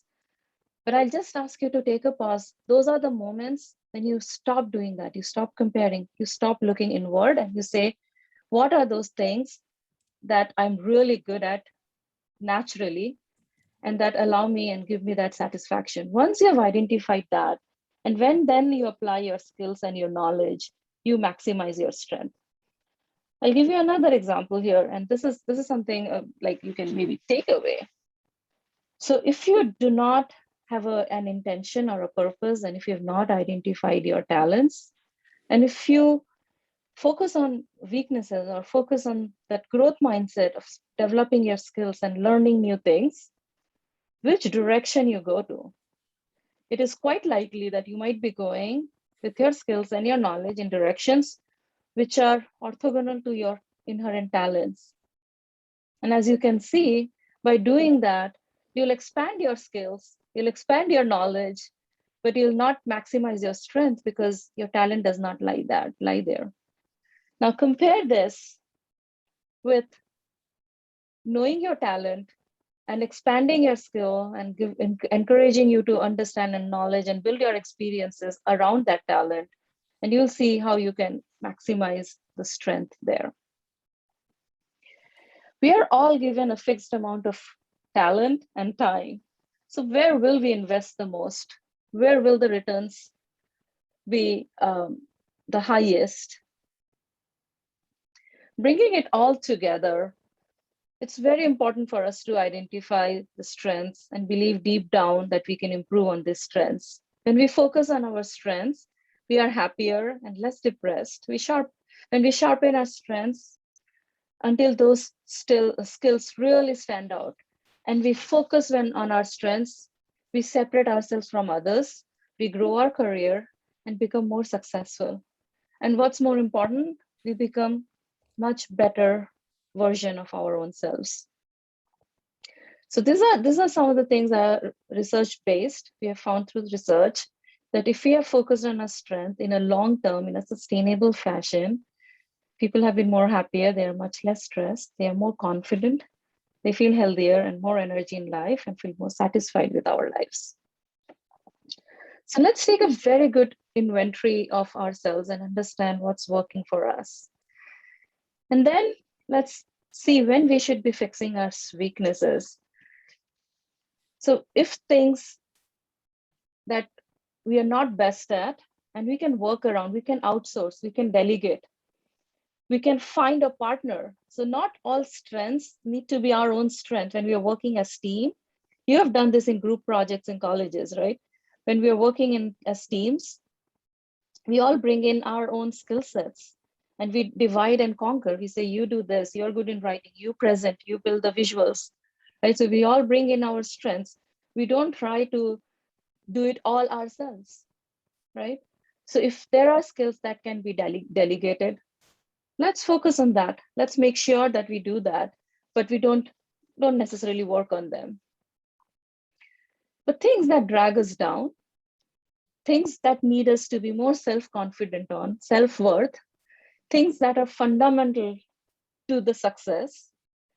One might argue writing is fundamental to the success of an elementary school student's growth, and hence it is a weakness that needs to be improved upon and something that is absolutely a challenge that I'm looking at. So if we are looking into that, yes, do invest in your strength in that case. And we have seen research has, through research and all, we have seen that when people only focus on the weakness, the improvement from where they were, like I said in the beginning, that if we have growth mindset, we will improve. If we put in effort, we will expand our skill sets, we will improve. The improvement, as it was seen through a study, was from 34% to 46% of where we were.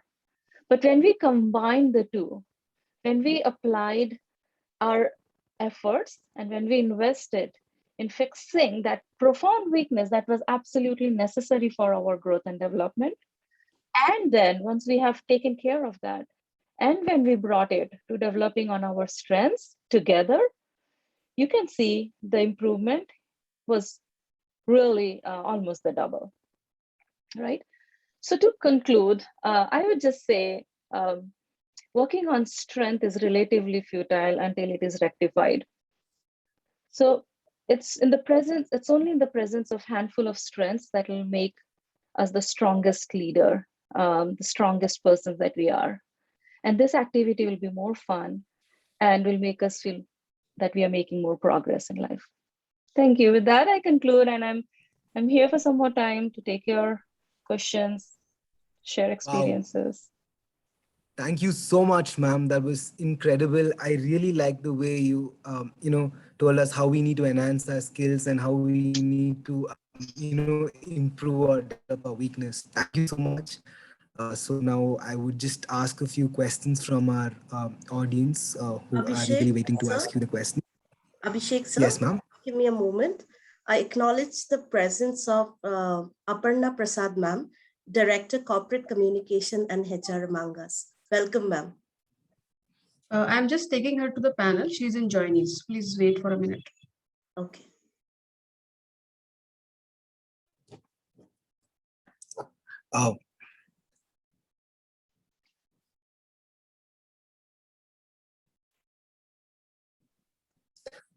Well, ma'am, the first question that we have is, our audience want to know, how do you prioritize tasks and how in your busy schedule do you get time to develop and enhance the skills that you need to?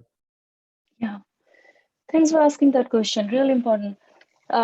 See, I am a product manager by profession, right? So I build products that will be used, right? That solves a problem, that gives you delight, right?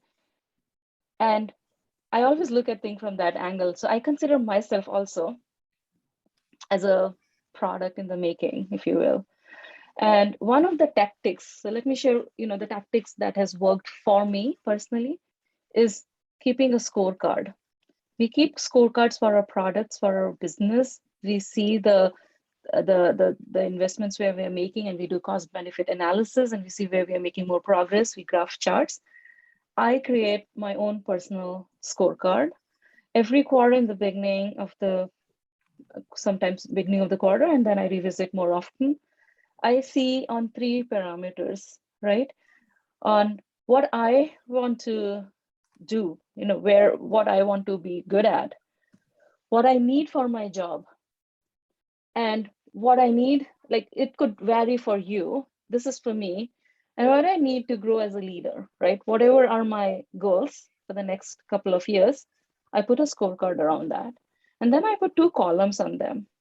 One is my own perception. I see like, where do I think I am? And then I put another one, what do others think about? Sometimes perceptions do become reality, and it's always good to get a check from experts in that area. So this is the tactic that I use. I put that scorecard, I put where I feel where I am, where I see where others think that I am, and I see if there is a gap. First of all, even in my own perception, if I see like, where do I stay, like in 1 to 10, and then I see where the perception gap is between what I think and what others who have credibility in the space or who are instrumental in making me going from one place to another, they think about that quality of mine. And where I see the most gap or where I see the most need of what I need to improve upon, I stack rank it. And I pick 1 to 3 of those areas and I go all in.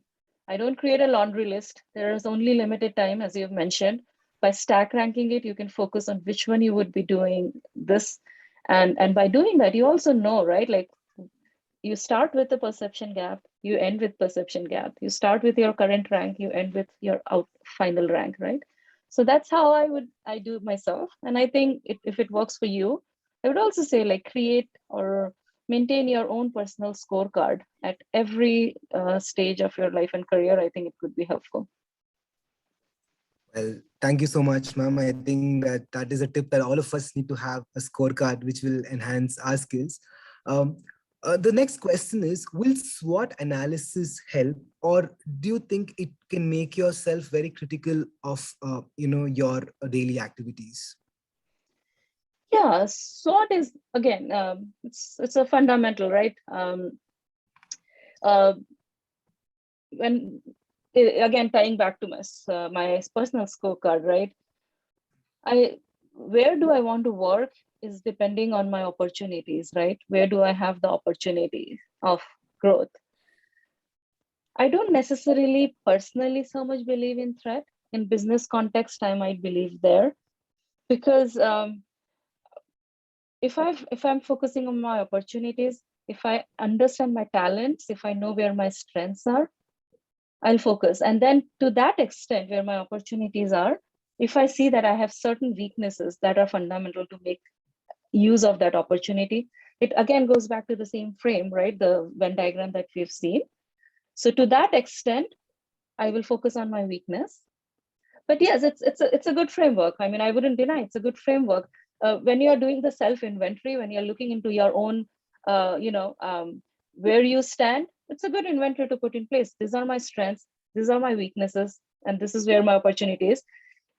How you act upon the sweat is something which is really the essence of my topic today, right? Do you act upon your weaknesses, or do you act upon your or on your strengths? But doing that self-inventory is really important. It's really good. Thank you, ma'am. I think that gave us a clarity of SWOT. We have another question from Mr. Erickson from Philippines. He wants to know if you believe that students' learning success is affected by the environment where they live in. It is absolutely true. Environment does play a very important role. I mentor a lot of kids, right? And so I'll share a story of my cleaning lady, whom I have known for the last 15 years here. I've seen her kids when they were really small, and now her son is in college. He's in the 3rd year. We call junior here, right? They live in an area called East Palo Alto, which is very much in the hub of Silicon Valley, right? He went to a public school here. If I send my daughter to a public school, it's quite likely that my daughter will also go to the same school as him, right? So demographically, like looking at geographic demography, he's in the same kind of demography as most of us, but there's more to it, right?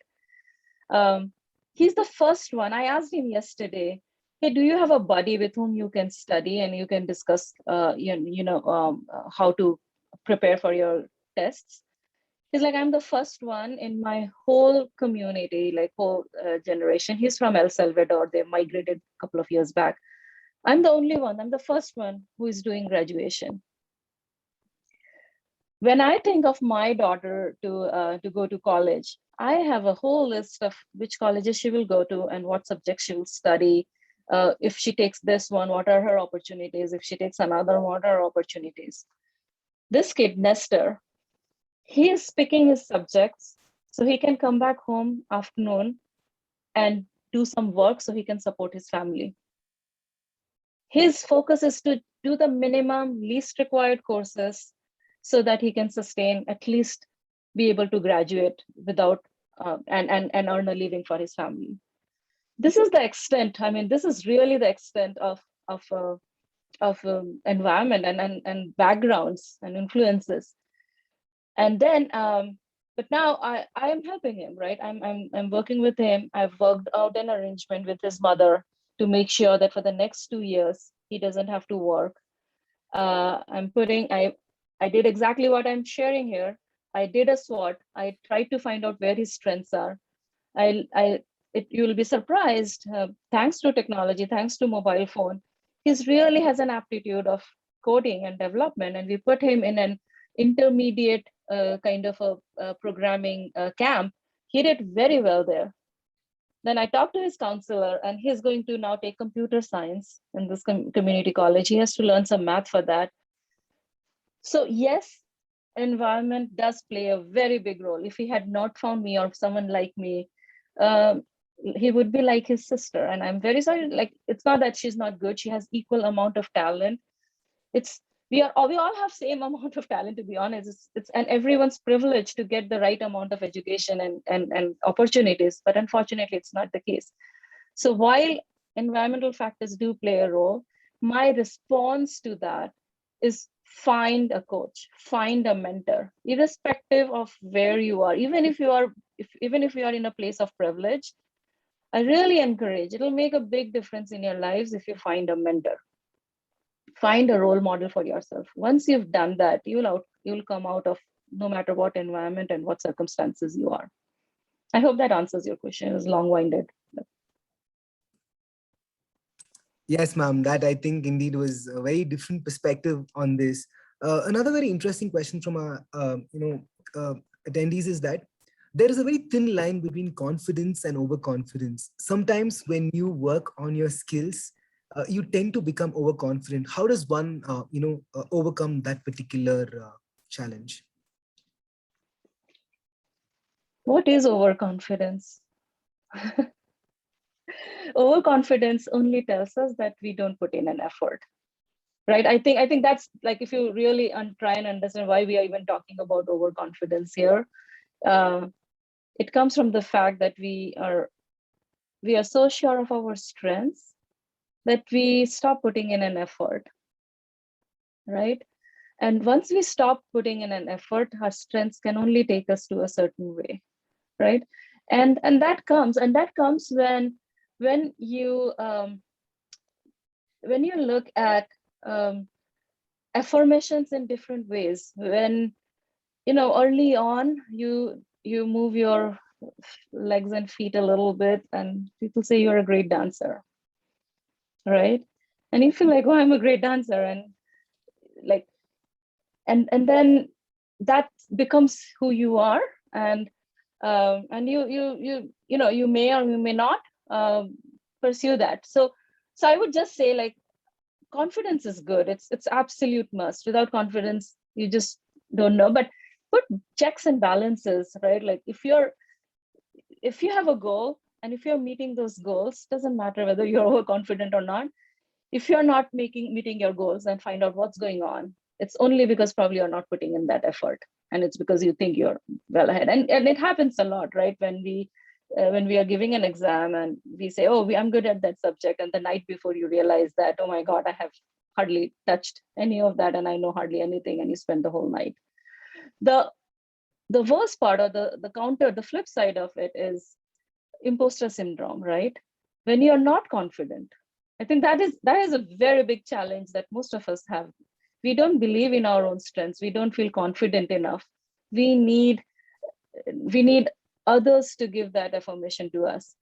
So both sides of the spectrums are challenging. In one, you have to build that confidence. You have to do things more often to build that confidence. You have to gain that assertiveness. You have to identify why you have this imposter syndrome. Is it the environment around you, or is it something inherent in you? Women are supposedly said to have more of the imposter syndrome than men, right? So think about that. And then on the other side of the spectrum is overconfidence, when you put in less effort and you expect more outcome out of it. They both have their own challenges and pitfalls. So stay in the middle always. Thank you, ma'am. I think that again clarified how we need to handle ourselves in these kind of situations. Ma'am, would you be okay in taking few more questions, or we can wind up, ma'am? I would request, can I? My morning is for you. I'll set aside my morning if it's helping. If it's helpful, I'm very happy to take a few more. Thank you so much, ma'am. It's being very generous of you. Our next question is, does emotional intelligence play a very important role in determining your skills? Yes. Again, this is based on my experience, right? Like when I have a list of I wish I had learned this 20 years back, maybe 30 years back, and I won't give my age away now. So, I started with education system and more or less everywhere, right? There's so much emphasis on domain, on developing the skills, on finding the art of learning math and learning your domain, right? In real life, what are we faced with? We're faced with situations that we don't necessarily always predict. We don't always know what we will be handed with, right? You prepare, I come prepare here and you ask me a very difficult question. You think you completely understood your opportunities, and turns out the threats that you had ignored were very real, right? Many of us, especially in Bay Area, have gone through dot-com busts, right? A lot of companies that started in the 2000s did not exist few years later. We go through economic crisis. In 2008, there was a huge recession. People who invested in homes were left with nothing. Pretty much overnight, they had like nothing left. There are natural scenarios that happen, right? How do you deal with them? Our education, our math, our skills, our domain knowledge doesn't train us for those things. So to me, the only one thing I very strongly feel and believe that we need to really learn well, practice it, get inspired from others who do it well, is emotional intelligence, which is how we handle problems when we face them, how we respond to situations.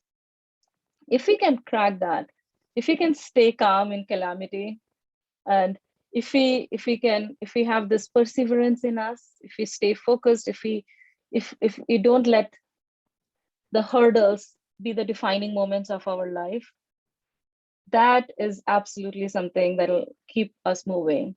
And most of you all are still in college. You've still not seen life. You've still not seen the real world.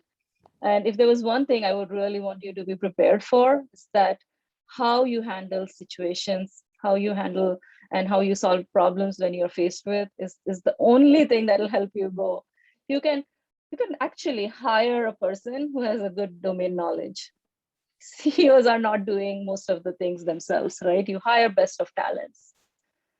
So yes, short answer and brief answer to your question is emotional intelligence is really critical. And I wish we teach and give more emphasis on them early on in our education system as well, and prepare our kids to face the challenges of life. Thank you so much. I think that was again a very interesting take on AI and skills. I request Dr. Vasha Agarwal to ask a few questions to our esteemed speaker.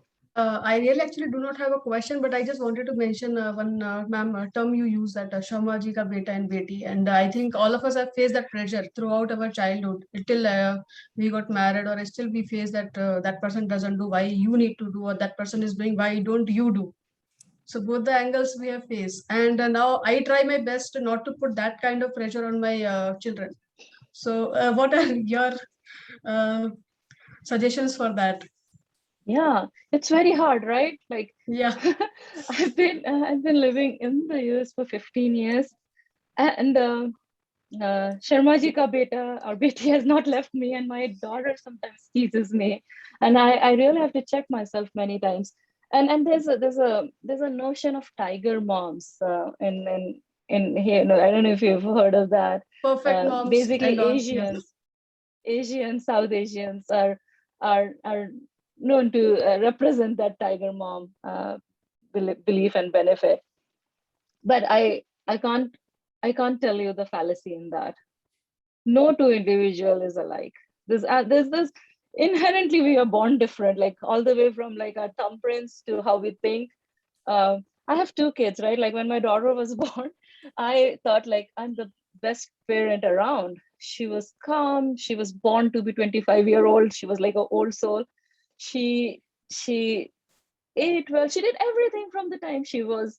And my son is a joy as well, but he's so different. And he realized, and then I realized when after my born was born, and as I see him grow, that it's just not necessarily me. It's how they are. Right? He's such a different person than her. And that's when you start seeing, and then when you start comparing with Sharma ji ka beta or beti, and then you feel like, why are we doing it? We are really like, we are piling up something on them which they don't want to do, which they don't want to, right? So I think up to a certain age and level, expose them to as many things as they can without an intention. I'll give you a very good example, like how I have yet not come out of it. So I take my daughter to, she's learned badminton. It's a very common Indian sport, not a lot of people play here. And I like to play badminton, and she's really picked it up, and she says, Mom, can I go and get a coach or something? And I'm like, that's amazing. And you know what, we should find a team here. And she's like, Mom, I don't want to learn so that I can be part of a team or compete. I want to learn from a coach so I can get better at it. So we always believe that you want to get better at it because you want to prove something, you want to get first at something, right? So I think start with setting up, giving that exposure. Like when we are planting seeds, we plant many seeds, and not all of them actually grow up to be a fully nurtured plant. Some of them do, right? So you expose them to many things, and you take a step back and you start seeing where they're flourishing, and kind of build a theme around it, right? There's a theme around like a pool of talents which are around that theme. Start identifying and observing that theme. And as parent and as role models, just nurture, just provide the nurturing, giving them that opportunities, and they will thrive. They'll just do what best they can do. I'm at a better spot because unlike me, my husband is exactly what I've said. He lets you be. So So just let them be and just give them the right environment, exposure, role model, and I think they'll thrive. Thank you so much, ma'am. VC sir, before I hand over it to you, I have Sunita ma'am wants to ask a question, and then it's all yours. Thank you, ma'am. It was a nice session. It was like very critical. You were very personal about your sessions. So that was very nice. Thank you so much. I think we at Center for Management Studies, thank you so much, Jain University. Thank you so much for being here. Ma'am, I have one question to you. You mentioned about communities, the backward communities need to be having somebody to help. But currently in this world, do you think it's a reality that everybody has that giving capacity or willingness to give to help somebody from backward community? I think as we are getting more educated, we are becoming more fanatics about our communities.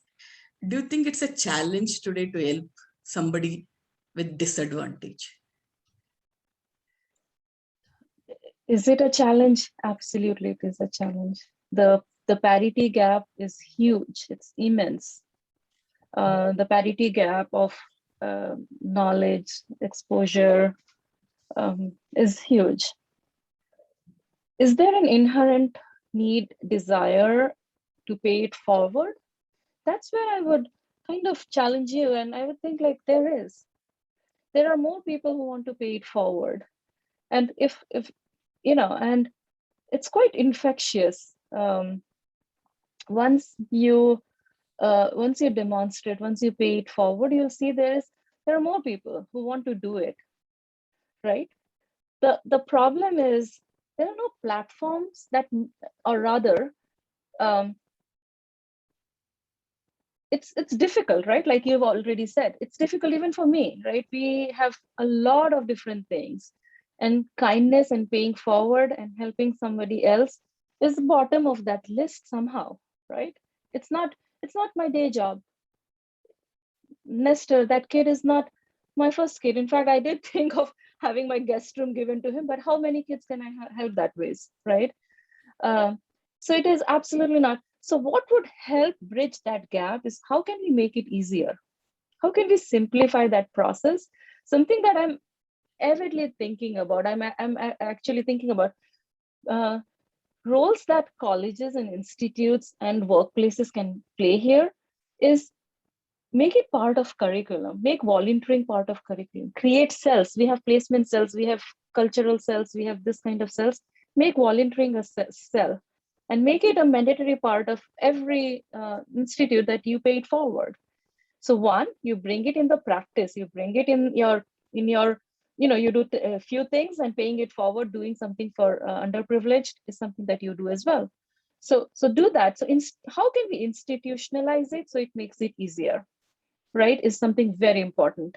So I'm actively working and pursuing on few of those things. I'm also advising this nonprofit called Memely, which is also doing a very similar thing. It connects educators with those who are in need of educators through a technology platform. But what I've seen is there is no dearth of such platforms or institutions or ground level organizations that are working in this. The challenge is, is how can I bring Nestor and people like him to come to here? Unless we really are invested, we go there and we go day in and day out without any other motive than just to help. How can we make sure that he comes? How can we make it so easy, not just for I to go, but also for him to come? So bridging that gap is really is where the challenge is. It's not in how we want, whether we want it or not, and it's not whether there's a need or not, but how do we bridge gap, make it easy, make it more part of our kind of daily business? That's where I think the real secret sauce is. I'm still learning. I still don't have a good answer to it, but maybe. Thank you, ma'am. Thank you for bringing in the concept of that volunteering. Okay, it's a beautiful concept. Thank you so much for your answer. Over to VC sir. Thank you, Amita. Thank you for being with us this evening. My pleasure. Just one message, and you're so kind to accept this. And nice to see you after a long time. I think it's been four plus years, thanks to COVID, which extended the stay in US. I think apart from the way you talked in a very free flow manner with the kind of ease and engaged yourself, I think some very powerful messages could be summarized as takeaways. Like you said, identify your talents before you invest in skill building, and then only you can build strengths. Absolutely fantastic concepts. Finding a mentor, no matter who you are, but you must have a mentor or a role model. It really helps. I couldn't relate with this better, in fact. But I think the master stroke in terms of takeaways was when you defined overconfidence. When you stop putting efforts and you start exuding overconfidence, I think so much to learn from that. It was very hard hitting.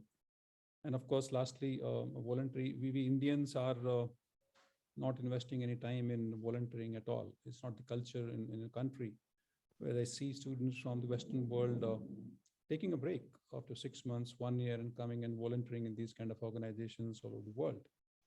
So thank you. They were very, very useful points. And I think the way you engaged with us in a very comfort and free-flow manner, I think it really reached out to the target audience. And thank you for reminding about the kids. I could see the difference playing in front of my eyes, that how different both of them are. Look forward to having you in Bangalore very soon. And next time you are here, we will bring you to the university campus face to face. Thank you once again, and God bless. Thank you. Thank you. My pleasure. I'm so humbled. Thank you so much. Over to Abhishek, sir.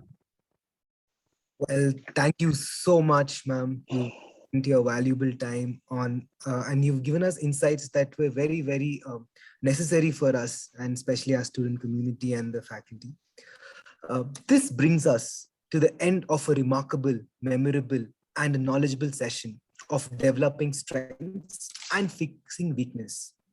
I just have one word to describe this session, and that is wow. We hope that the innovative ideas shared during the session would have nourished all our minds.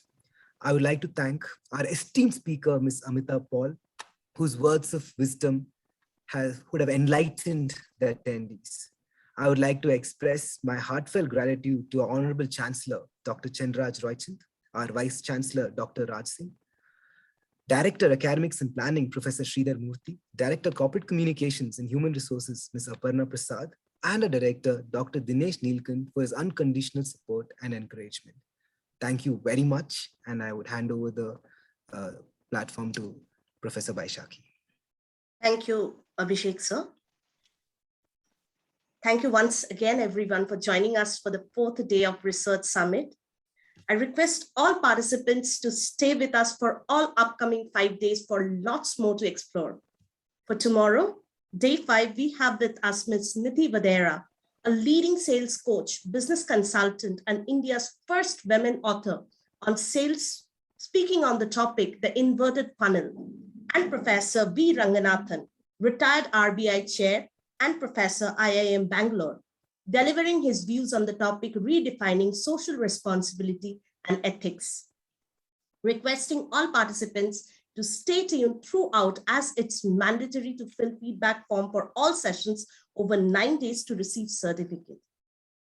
Once again, I'm extremely pleased to announce that we are going to host the father of modern marketing, Dr. Philip Kotler, on 10th of August, 2021, requesting all for your humble presence for the same. Tomorrow, we are going to begin with a session at 7:30 p.m. sharp with our first speaker. Request you all to log in 15 minutes prior to the session. Hope to see you tomorrow at 7:15 p.m. sharp. Have a great time. Thank you, everyone. Thank you.